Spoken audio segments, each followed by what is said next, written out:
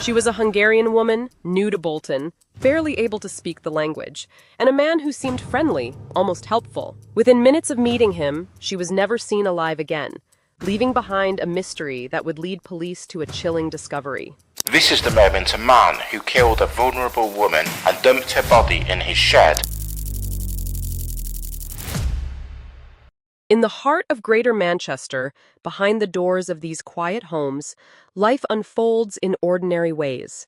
But in December 2024, for one family, the ordinary would be shattered by a sudden and terrifying silence.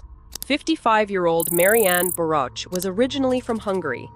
Living in Bolton, she faced daily challenges. She spoke very little English, a barrier that made her vulnerable in a community she was still navigating. This vulnerability would place her at the center of a tragedy. On Sunday, December 15th, Marianne's family grew deeply concerned. She was uncontactable, she was missing. They reported her disappearance to the Greater Manchester Police, triggering an immediate and extensive search. Police immediately recognized the danger. Given her limited ability to communicate, Marianne was classified as a high-risk missing person. Officers launched a massive effort, conducting house-to-house inquiries and searching open areas. They issued urgent media appeals, even translating them into Hungarian to ensure they reached every part of the local community. But as the days turned cold, there was still no sign of Marianne Boroch.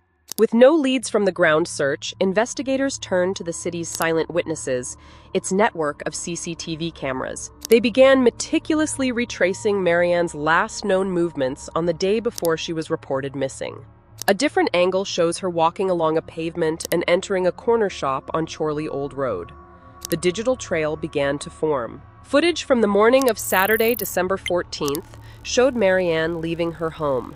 A short time later, she was captured entering a shop on Chorley Old Road.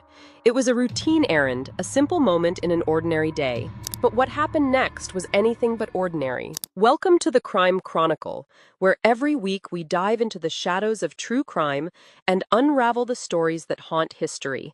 I'm Sarah, and I'll be guiding you through tales of mystery, intrigue, and the darker side of human nature. Today, we dig deep into a case that still baffles investigators and chills even the most experienced detectives.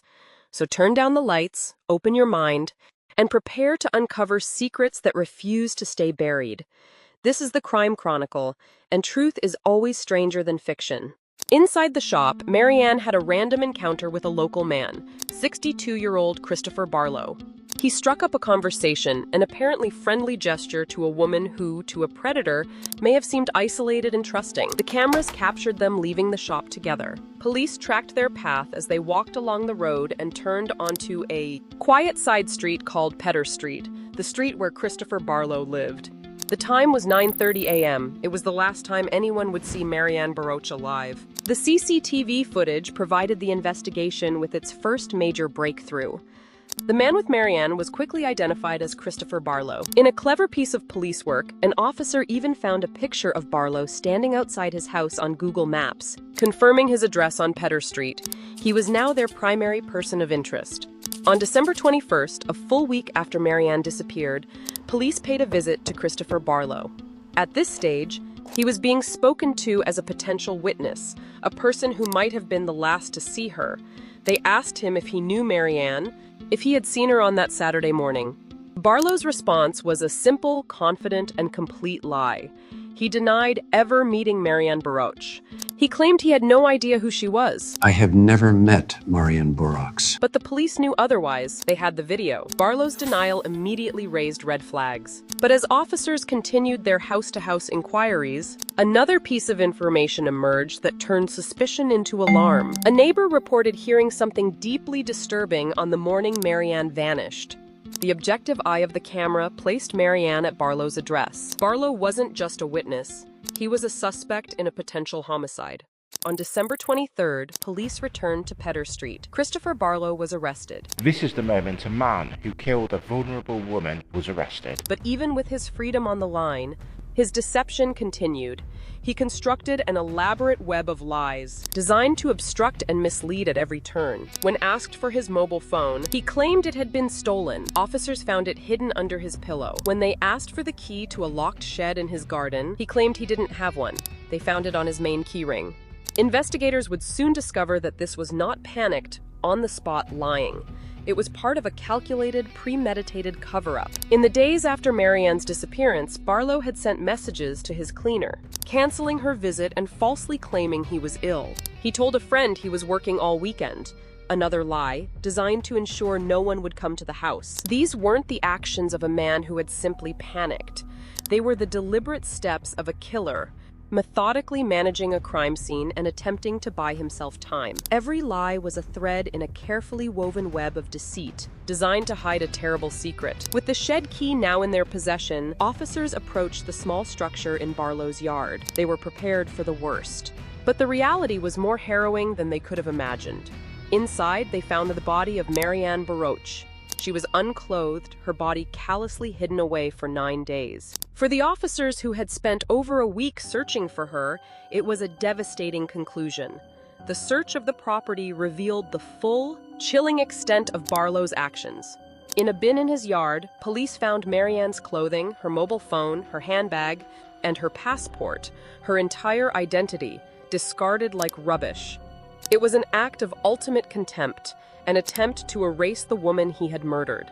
An analysis of her phone confirmed the grim timeline. There had been no calls, no messages, no activity of any kind since the morning of December 14th. It was definitive proof that Marianne Baroche never left Christopher Barlow's property alive. The focus shifted from the crime scene to the forensic laboratory. While the killer had woven a web of lies, the scientific evidence would speak for his victim, providing a silent, irrefutable testimony. The forensic case against him was overwhelming. First, Barlow's DNA was found on Marianne's left breast and on her clothes, proving direct and intimate contact.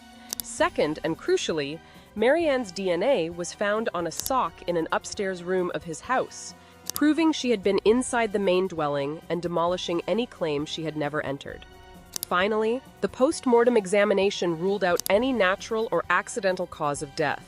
There was no evidence of a fall, a blow, a heart attack, or a stroke. This forensic triad created a closed loop of evidence. It proved contact, it proved presence inside the house, and it proved a violent death. The prosecution now had its case, that Barlow had killed Marianne soon after she arrived at his home, with the clear intention of causing her at least serious harm. At his trial at Manchester Crown Court, faced with a mountain of irrefutable scientific evidence, Christopher Barlow knew his initial lies were useless, so he abandoned them and invented a new story. He now admitted Marianne had been in his house. Yes, that is the entrance to my property. But he claimed he had simply found her dead and unclothed in his kitchen about 40 minutes after she arrived. He told the jury he panicked, and in that panic, he moved her body to the shed and threw her belongings in the bin. It was his final, desperate lie, but the prosecution systematically dismantled it, presenting the jury with the clear evolution of his deception. The prosecutor, Rebecca Macaulay Addison, told the court that Barlow had shown no remorse and continually changed his account to fit the evidence he was confronted with. After a 3-week trial, the jury needed less than a day to see through the lies. On August 28, 2025, Christopher Barlow was found guilty of the murder of Marianne Baroche. The following day, he was sentenced to life in prison, with a minimum term of 20 years. For Marianne's family, who had demonstrated immense dignity throughout the harrowing ordeal, justice was finally served. The case stands as a testament to meticulous police work and the power of forensic science. But it is also a tragic reminder of a profound betrayal. As Detective Sergeant Fiona Manning stated, Barlow's act was the cruelest deception of all. Barlow befriended Marianne and she believed she could trust him. That could not have been further from the reality. A simple, trusting gesture twisted into a fatal encounter. A life stolen by a predator hiding in plain sight. And a community left to mourn a woman who deserved so much more than to be remembered for her final, terrifying moments in a shed on Pedder Street.